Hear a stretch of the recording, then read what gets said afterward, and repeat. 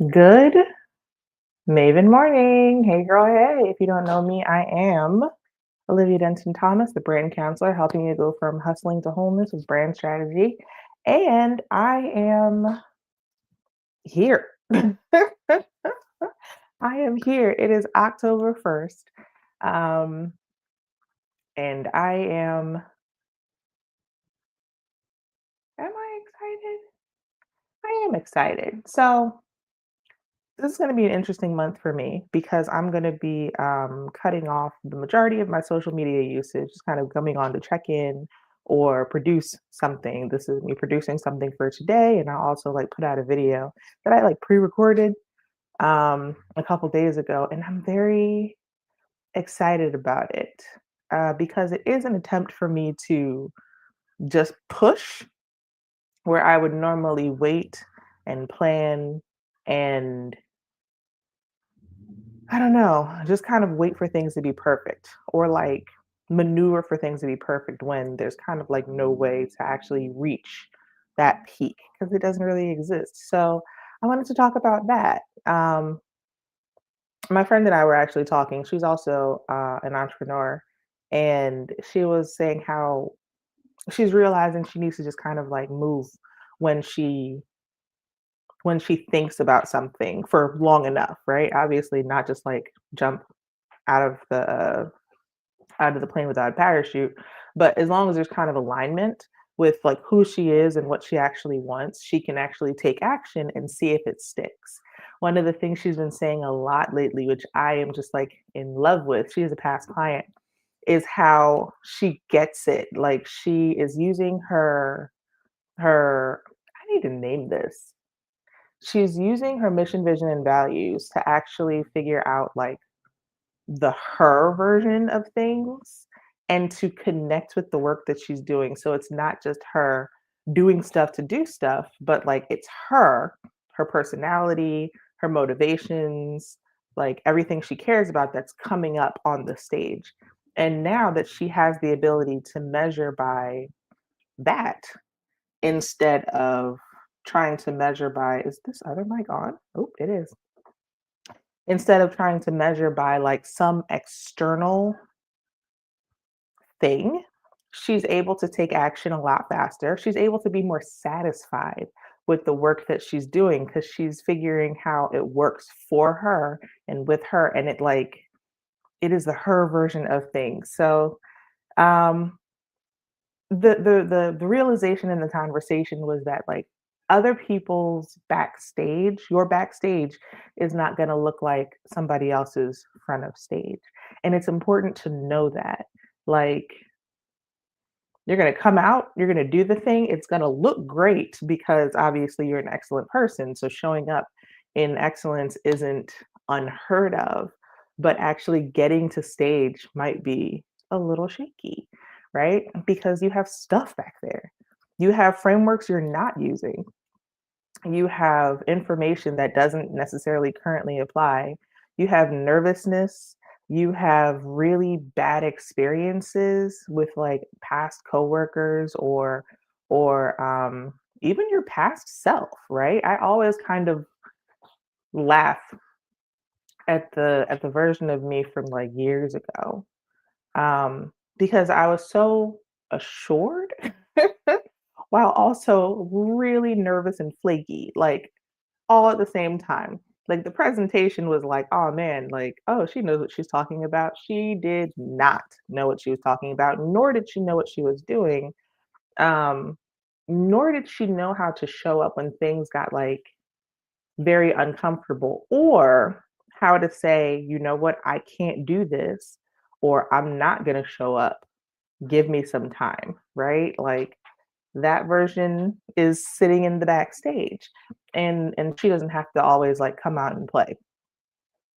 But it's like we have to remember that things aren't really like perfect. You have to use whatever version of you you have in the moment and like go out, test it, and learn because it's not going to actually get any better if you don't actually see if what you're thinking about works in the wild. It has to actually work in the wild and not just in your head. In your head, everything's perfect. in your head, you're going to take an action and you're going to get an appropriate reaction that's like going to make you a billionaire tomorrow, obviously. But that's not real. You have to see how it interacts with real humans.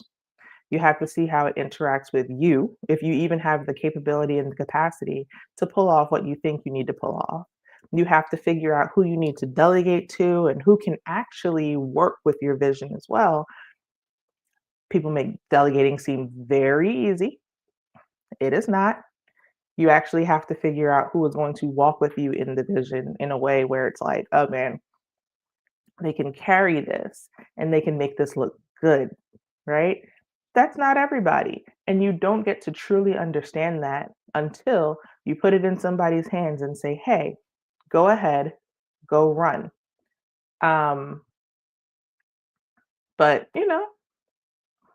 you have to have a certain level of courage for that to happen, right? And I think the fear is when you go out into the world and you do something, then you're going to expose what you don't have together. Like that's usually the fear that kind of comes out. The fear of exposure. Like you have this idea that like if you go out and people see that you're not like quote unquote good enough, then that'll be the end of it. But the reality is that's not the end of it. Like the entire process of building a business is actually very much a redemptive process, but you have to act like it is, right? Like if you go around acting like, oh man, I made a mistake, that's what people will see. People will move on your projection of yourself. If you go around saying, man, I did a crazy, amazing thing and I tried and I learned and I lost, but I learned, like people will follow that and say, "Man, they're so courageous. They're so brave. They're so amazing." Um, and they'll want to be like you and they'll want to work with you, right? Every business that you see is that. Every single business that you see is that because it didn't start off with systems. It didn't start off with like SOPs. It didn't start off functioning in a way where things were absolutely clear and you knew what was going to come on the other side. That's not how they started. They started with bugs. They started with gaps. They started with things that like didn't really make sense, but they started in public. They presented their thing to other people for criticism, for critique, moreover, better yet, for critique, not criticism. And and not just critique from people that are yes people. Yes people will sink your ship. Yes, people will sink your ship. Okay. Not from critique from people that are yes people, but from people who will actually have a contextual understanding of what it is that you're trying to build and grow and like shake up. Right now, a lot of people are excited because we have AI to like shake up our ability to produce faster, which is so cool. Like it is actually extremely fantastic, right? You have your bots, you have your assistants, you have your research machines, all those different kinds of things. But the things we cannot forget is that in the execution of a service or someone utilizing a product, they are still a person in the process. And while AI can give you information, it can't give you like a context for knowing how people will really interact with things. Data is great because that's what it can give you. It can give you data and response. Um, but a data story is different. It is about how people interact with things because we can look at numbers all we want, but there's usually reasons behind things that people are like being measured as doing. So, yes, like use AI for your research, use AI to understand things in a way that maybe you don't currently understand, but take it out to play so you can understand with like your hands. This whole thing is a sandbox. This world is a sandbox, right? Like you can go in there barehanded and try to build what you want, but you need to learn how to go in there with the appropriate tools and the appropriate techniques to get the castle that you're looking for. And it just takes time. You don't get to stare at it and say like, "Oh man, I'm building a castle, and then the next day, same thing, and the next day, same thing. That's not how any of this works. My I for a sec I said I wish it was for a second, but I actually don't wish it was. Um, because the ability to actually get in and play with life is so fulfilling. Like, you can eventually look at something that you created through imperfection and see how beautiful it is, right? Like, there is no such thing as perfect, but there is beauty. There is absolute beauty in awe. I was reading a book one time about awe, and one of the key factors of awe is actually fear. Like the ability to do something that you can't do, to do something that is like bigger than you, bringing something to life that maybe you didn't like think was even possible, right? Fear is actually a huge part of awe. It's a huge part of beauty. You look at something and it's just like, wow, can you imagine what it took to create that? And maybe even like the courage it took to like put that out there. Like you look at a lightning bolt, they're absolutely beautiful. They are absolutely terrifying. They're terrifying. Building a business is terrifying, but the results you can get for people, the results you can get for yourself, the results you can get putting something that you created into the world, like as an artist, right? Every business person is an artist, and I say that in so many ways. Um, it's fantastic. It's fantastic to see. Um, so allow your art to see the light. Allow your art to meet critique. Allow your art to actually be appreciated as well. Like right now, we talked about a lot of the hard things, the fear, um, the learning. We've gotten a little bit to beauty, but even in the most raw, somebody appreciates it. Somebody appreciates you for trying, for putting something out into the world at all, right? And it might be the thing that catalyzes them to go forth and create something as well. Participate in whatever you're doing, but like maybe they're creating something as well. Sometimes we talk about purpose a lot. I think purpose there's a difference between your mission and your purpose. So your mission is what you are doing actively day in, day out with your life, like your calling, right? I am called to do a thing. And it's a little bit more regimented. I'm going to do this thing for this kind of result kind of way. But purpose isn't for you. Purpose is for everybody outside of you. And you can't actually determine what that is.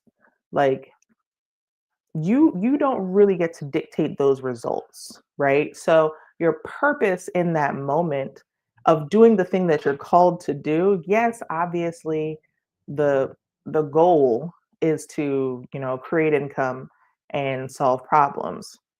That's awesome. But your purpose for it might actually be bigger than what you're thinking. Someone might need to see you.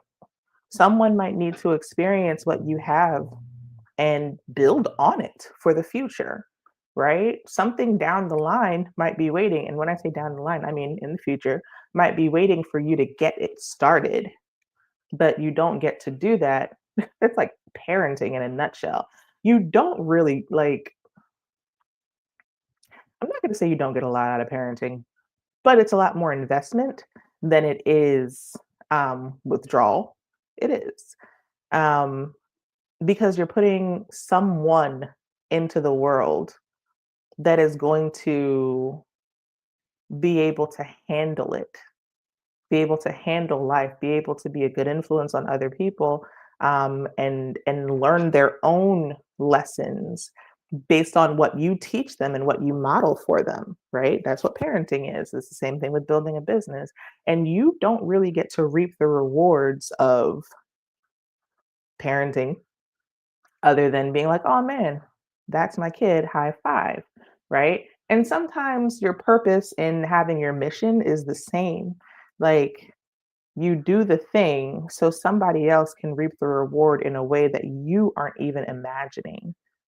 Some of that is going to come with money. Some of that is going to come with, you know, financial gain. It might come with other kinds of gain.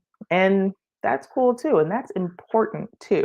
So think about your mission, move knowing that you have purpose as well, right? Like something's going to change because you acted. Something somewhere is going to change because you acted. And that's a big deal.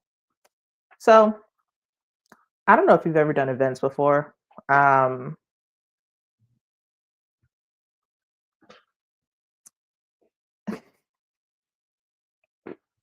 be encouraged. The thing that people see on the outside of what you're doing is going to be awesome. Even if in the back it's crazy and everyone's like confused and trying to argue because the run of show isn't happening the way that you thought it was going to happen and everybody is just kind of like trying to figure out what to do next because you had an idea of what the venue should look like or what they were responsible for or any number of things. I was actually just talking to a new friend who's a like a music development and a musical artist development specialist. Um, and she's on tour with one of her clients right now. And she's like, it is terrible. Every night is so like, it's crazy because they're in different places and different venues have different setups and ideas for what good looks like for them. Um, but the show has to get onto the stage. And when the show does get onto the stage, she's like, I can't believe we did this. I cannot believe those people were excited to see us. They were so happy. They they not only came to the event, they like threw stuff on the stage and they were happy. They were fans, right? You don't get to have the fans if you don't go through the frenetics in the background. Now, I will encourage that you make sure you have some peace in the process as well, right? I think people think peace means that everything is quiet and going well, and it is actually like happening in a way that it should happen. That's not what peace is. Peace is you showing up and doing what you're supposed to do, understanding that there will be gaps and that you have to negotiate those gaps. How you approach the gaps is what is going to send you to the hospital or not. Flatly. How you approach those gaps, it is what is going to send you to the hospital or not. You can approach it with enough confidence, clarity, and calm that you can just fix it. You can just fix it. It's not the end of the world. You can just fix it, or you can elevate your blood pressure and cause a heart attack or a stroke, right? This is real. You can create an autoimmune disease because of stress. This is real. It is not that we have stress that will kill us. It is how we respond to stress and take care of ourselves that will kill us. There is actually a concept called eustress, good stress that will push us forward, but it's all mental. It's mental and it's spiritual, right? Mental, spiritual, it's emotional. And you have to train yourself. You have to remind yourself that when things are hard, it's not the end of the world. You get to learn something. Um, you get to learn something. So many of us exist in the binary of win or loss, acceptable or rejected, right? So not even just win or loss. We live in the binary of accepted or rejected, and we call it win or loss. You have to break that. You have to break that and understand that it is a spectrum of growth at all times, right? It is not that you win, it is not that you lose, it's that you continuously grow at different levels. Because even when you win, you still have to figure out, all right, what could I have done better? to become to maintain being competitive, right? How do I become a more competitive me? How do I show up better to my audience? You still have to figure out how to be competitive when you win. And when you lose, it's like, okay, cool. What could I have done better to actually cross the finish line in a way that I'm proud of? That's actually the same question on both sides. There's always room to ask that question. And when you stay in that like heart posture, that like, you know what, I'm learning something at all times, it doesn't matter. You get to get better every time. So technically, you always win, right? You win or you learn. I remember, I think it was Melinda Emerson had that poster. I'm sure people have said it before her, but she's the one that I got that poster from like ages ago when I went to her reinvention weekend. Shout out to Melinda Emerson, seriously. Um, I went to her reinvention weekend, and that was one of the like pieces of merch, this folder that was like on my wall. And at the time, I'm so glad I saw it.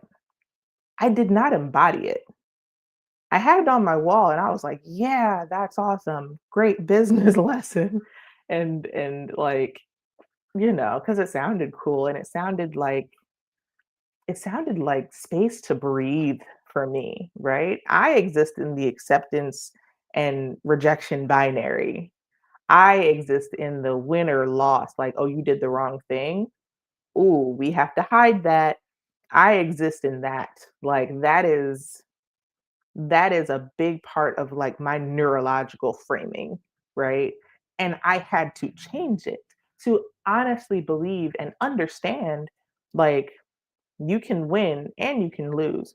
But like understanding that took me understanding that I am my own competition, that I'm walking in a mission, that my purpose is actually outside of me, right? All of those things came together conceptually and made it possible for me to even see, oh, win or learn means that there is an object lesson that is drawing me back to the version of me that is supposed to be here, that I am aspiring to, that I'm walking towards the version of this company, right? I always say me. Whenever I say me, people are like, "Oh, you're talking about like the individual." And yes, I am talking about the individual because companies are made of individuals, right? But this is how companies operate. There is a version of this that you are aspiring to, and you can walk in that direction even if you stumble. You can keep walking. Like you don't walk without a wobble at first. Wobble a little bit, and then eventually you'll walk. If you've ever seen a baby take their first steps, man, it is a run. First of all, it's a run. It turns into a run very quickly because once they get those first like couple of shaky steps in, they're like, "Oh man, I'm just gonna move. I'm going to move." And also, their heads are big. This is actually a really great metaphor. Their heads are big. Their little bodies don't have the foundation to support like their big heads, their great ideas, their new thoughts, and all that stuff. And the fact that they can move, so they are moving, man. They are moving, but they should be. But they should be, right? They are going to market with that vision. They know that that stuffed animal is over there, and their big heads are leading them in that way while their little feet are trying to keep up. That momentum is taking them. It is it's so cute. And eventually they learn how to steady themselves. They learn how to stand and balance and use their core and move in a way that is not just effective, you can get there, but efficient, right? Efficiency comes after you experiment with effectiveness. Did I get there? Can I get there? Oh, that's awesome. How do I get there better? Okay, maybe there's a better way to get there. Maybe there's a way to get there where I'm not falling and scraping my elbow, right? Constantly questioning, constantly figuring out what the next is while celebrating the fact that, man, I did that. I did that. Because when you see the babies walk, you do high five and smile like those little creatures. just to say like, look at you making milestones. And there's never a time when you are in business that this isn't necessary. The only time that this stops is when a business thinks they've reached maturity and they start to decline. When you stop loving, living, and learning, you start to decline, right? Have you seen like old people who don't like to talk to people or engage or help or like use their wisdom for anything? Decline, right? And I mean like scientifically, cognitive decline begins to happen when they're not connecting their skills or like utilizing what they have for others. Decline will happen. So we always have to kind of be in that cycle. Otherwise, decline happens. Okay. That being said, I am excited for this month. Um, it's kind of a run month for me. I'm figuring out some new things with the business. So I'm taking my big head and my small body and leaning into discovery, right? Leaning into learning how things, work in a certain way that I've never done before. I'm very excited about that. If you want to join me on this journey, I'm calling it the Cultivation and Harvest Sprint. Cultivation and Harvest Sprint. I will drop the free guide in the comments. Um, it really just focuses on like, look, can you make a pitch every day? The pitch doesn't have to be a sales pitch. It can be a partnership pitch. It can be like a press pitch, whatever. Can you make a pitch every day? You should. Because again, we're testing, we're learning. Can you reflect every day? I have some reflection questions in there. And can you put out a piece of content every day? Something that speaks to the results that you're looking to create for your audience. And I'm kind of being like results specific as opposed to like culture and philosophy, because I think it keeps you focused as well. I think there's other like kinds of content and other things you do need to put out into the world. But I think right now it is important to say, like, all right, well, let's talk about results. Let's talk about what happens if people directly work with you and see if they can catch the vibe while you're doing the other things. I'm a believer that it's like content, collaboration, and connection that actually moves your business forward. And you have to continuously renew those things in relationship to one another. So if the focus right now is like, I'm doing pitching, then the content should also like resonate that. Social media is a footprint, it is not a step. So it should speak to that thing and show that it was real, show that you've been there. Anyway, I'm going to drop that in the comments. I'm so excited for this month. I'm so excited for you. I'm so excited for me. And I want you to stay intentional and keep flourishing. And when the resistance comes,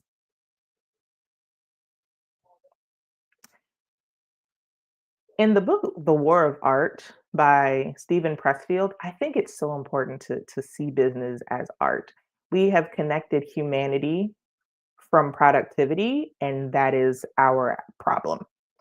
Um, so in Stephen Pressfield's book, The War of Art, he talks about resistance as the thing that comes and stops you when inspiration strikes. Inspiration is like there, it is hot and ready, like a Little Caesar's pizza, and um, and it causes you to hesitate.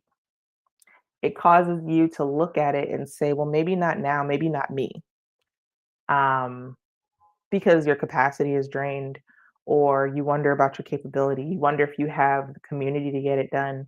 Um, all kinds of stuff just shakes up. You wonder if you are the person, or if you should just like occupy yourself doing something else that is like more immediately fun, right? He lists a lot of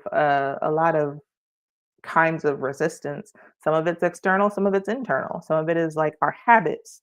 Some of it is the things that we think are normal, but they are not right for us in the moment, right? Um, as you are pushing, and I should probably revise the book to speak about this. As you're pushing, resistance is going to come up. Resistance is going to come up. And you have to maintain yourself in a way that you see it, you say, hello, and you recognize that it is not the story. You are the story, and you get to keep writing. You get to keep writing. So, once again, have a good day, stay intentional, and keep flourishing. I almost said it again. I almost said, have a good day and keep a prayer in your heart. And that too. All right, guys. Bye.